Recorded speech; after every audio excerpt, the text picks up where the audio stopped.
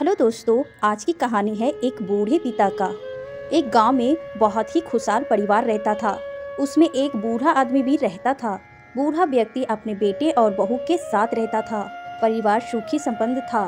किसी तरह की कोई परेशानी नहीं थी। बूढ़े बाप जो किसी समय अच्छा खासा नौजवान था, बट आज बुढ़ापे से हार गया था। चलते समय लड़खड़ाता था।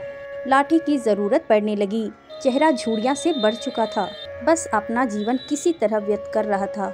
घर में एक चीज अच्छी थी कि शाम को खाते समय पूरा परिवार एक साथ बैठकर खाना खाता था। एक दिन ऐसे ही शाम को जब सारे लोग खाना खाने बैठा तो बेटे ऑफिस से आया था। भूख ज़्यादा थी सो जल्दी से खाना खाने बैठ गया और साथ में बहू और एक बेटा भी खाने लगे।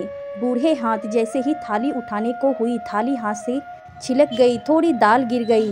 बहू बेटे ने घृणा दृष्टि से पिता की ओर देखा और फिर से अपना खाने में लग गए। बूढ़े पिता ने जैसे ही अपने हिलते हाथों से खाना खाने शुरू किया तो खाना कभी कपड़ों पे गिरता, कभी जमीन पर। बहू चिढ़ते हुए कहा, हे राम, कितनी गंदी तरह से खाते हैं। मन करता है इनकी थाली किसी अलग कोने में लगवा देते हैं।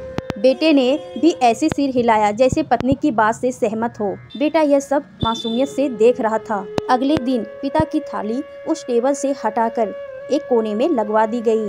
पिता की डबडबाती आंखें सब कुछ देखते हुए भी कुछ बोल नहीं पा रही थी। बूढ़े पिता रोज की तरह खाना खाने लगा। खाना कभी इधर गिराता, कभी उधर छोड़ता। बच्चा अपना खाना छोड़कर लगातार अपने दादा की तरफ देख रहा था। माँ ने पूछा, क्या हुआ बेटे, तुम दादाजी की तरफ क्यों देख रहे हो और खाना क्यों नहीं खा रहे हो?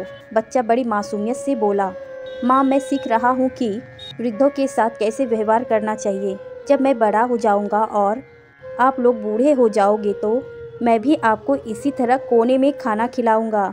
बच्चे के मुँह से ऐसा सुनते ही बेटे और बहू दोनों काँप उठे। शायद बच्चे की बात उनके मन में बैठ गई थी। बच्चा ने मासूमियत के साथ एक बहुत बड़ा सबक दोनों लोगों को दिखाया। बेटे ने जल्दी से आगे बढ़कर पिता को उठाया और वापस खाने के लिए बैठाया और बहू भी भागकर पानी का गिलास लेकर आई कि पिताजी, कोई तकलीफ ना हो। हमें कभी भी अपने बूढ़े माँ बाप के साथ दुर्व्यवहार नहीं करना चाहिए। बच्चे से हम कभी बूढ़े होंगे और एक दिन ऐसा हमारे साथ भी हो सकता है।